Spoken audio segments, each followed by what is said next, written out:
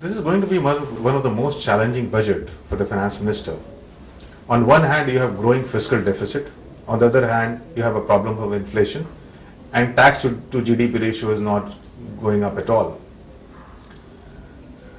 One of the primary expectations from this budget is that we will be perhaps after the budget much closer to GST than we are.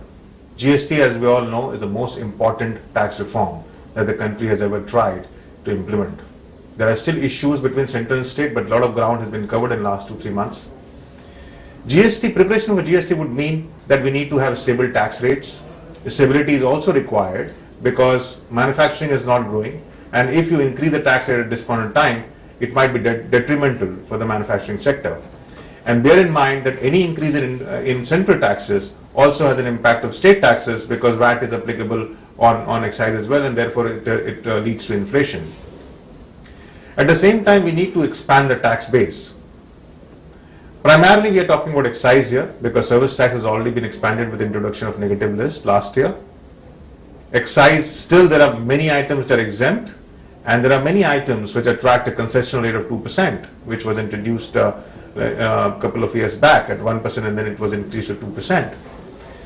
So I'm expecting that many of those items will start attracting excise duty at a higher rate, and many of the exemptions might go, because this is the basic concept of GST, where you have tax on almost everything with a very small list of items which is not attracting, which has a social objective or other strategic reasons.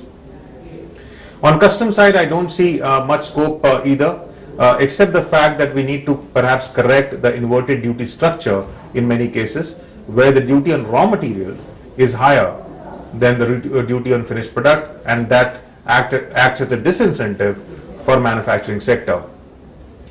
In terms of groundwork for GST, one of the most important reform which we need to urgently look at is SENVAT credit reforms. Industry has raised a very strong demand that SENVAT credit system needs to be liberalized significantly. Today, you have many restrictions on SENVAT credit. You can't claim credit on employee expenses, you can't claim credit of cab rentals, and so on and so forth.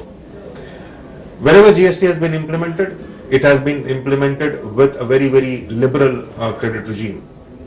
So one would hope something happens there.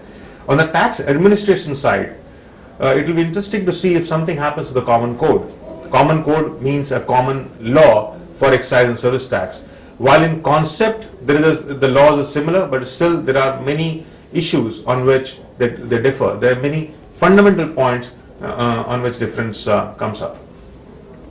On the legislative front, other than these things which I mentioned about, there are two very important things which needs to be done. Recently, in the case of Fiat India, the Supreme Court has pronounced that if any company is selling its product at loss, and the intention is to penetrate the market, then that would constitute extra consideration, and excise duty has to be paid at least on the cost of production. This judgment has hugely impacted the industry, and many companies have already started getting notices from the department asking for costing data for last 5 years. I don't think this was ever the intent of the law, and therefore we have recommended to the government to amend the law retrospectively to clearly state that whatever the seller is collecting from the buyer, only that amount can be liable to excise duty. Last point is on tax refunds and tax administration. Service tax refund is a huge problem, and a lot of exporters are facing this issue. Very strong, again, demands have been raised by almost all the industry chambers have spoken about that. We need to have reform there so that the refunds can be granted in a speedy and in a efficient manner. So these are the key expectations as far as indirect taxes are concerned.